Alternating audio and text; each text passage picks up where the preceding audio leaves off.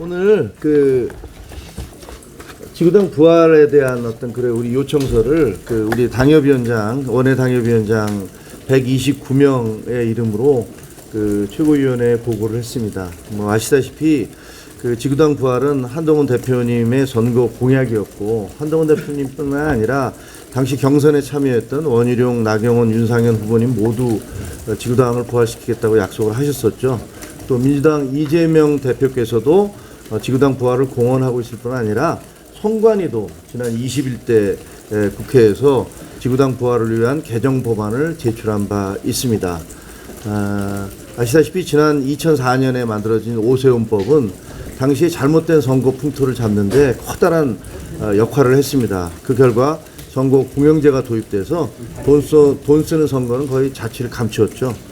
하지만 그 같은 긍정적인 결과에도 불구하고 오세훈법은 개혁이라는 이름하에서 원외 지구당을 모두 불법화했고, 그로 인해서 지역에서 원외 당협위원장들은 법률적으로는 존재할 수 없는 그런 유령이 되어버리고 말았습니다.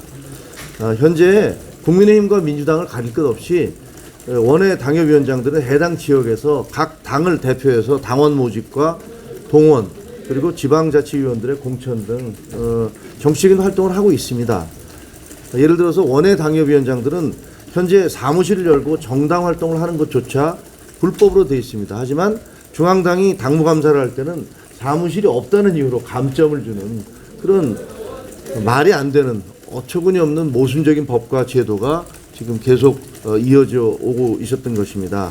따라서 이제 한동훈 대표님이 국민의힘의 변화와 쇄신을 외치고 있는데, 그렇다면 지난 20여 년 동안 사실상 외면하면서 무엇이 문제인지 알면서도 모른 척 해왔던 이 지구당을 부활시키는 것, 그것이야말로 국민의힘이 추구하는 변화와 쇄신의 중요한 시금석이 될 것이라고 생각을 합니다. 민주당과 선관위조차 지구당 부활을 찬성하고 있는데, 원외위원장이 훨씬 많은 그런 국민의힘이 이를 반대하는 것은 논리적으로 이해할 수 없을 뿐 아니라 수도권을 포기하고 또 특정 지역의 기득권을 지키기 위한 꼼수가 아니냐라는 그런 비판을 면키 어려울 것입니다.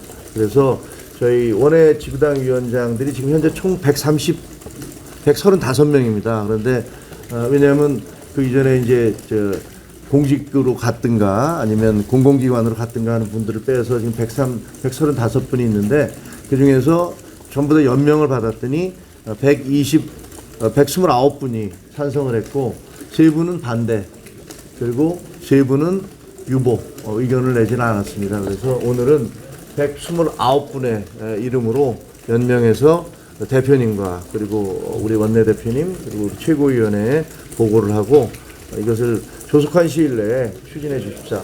올해 연말 이전에 더 이상 해가 지나서까지 이렇게 말이 안 되는 법이 계속 존속되는 건 안 된다. 그래서 개정을 해 주십사라고 요구를 했고요. 이게 여야 정개특위를 만들어서 하면 시간이 너무 많이 걸리기 때문에 지금 행안위에서 이것을 논의하는 걸로 지금 우리 정책위 의장님께서 그렇게 말씀을 주셔서 그렇게 진행될 것으로 알고 있습니다. 기자 여러분들도 현장에 가보시면 취재 현장에서 보셨을 거예요. 각 당협 사무실에 가보면 지금 현재의 선거법이라는 게 얼마나 말이 안 되는지, 원외 당협위원장들을 유령으로 만들어서 법률적 주체가 될 수 없도록 한 이 법이 얼마나 모순에 가득 찬 것인지 여러분 다 아실 수 있을 겁니다. 언론인 여러분께서도 많은 응원을 부탁드리겠습니다. 이상입니다. 질문 없으시죠? 그 최고위에서 특별감찰관 관련해서 좀 얘기가 나오고 있었나요? 아니요, 지금 그 회의에서 시간이 굉장히 늦게 시작돼서 지금 빨리 그 통일위원회와 관련해서 보고하고 그다음에 이거 보고하고 그럼 끝났습니다. 다른 건 없었습니다.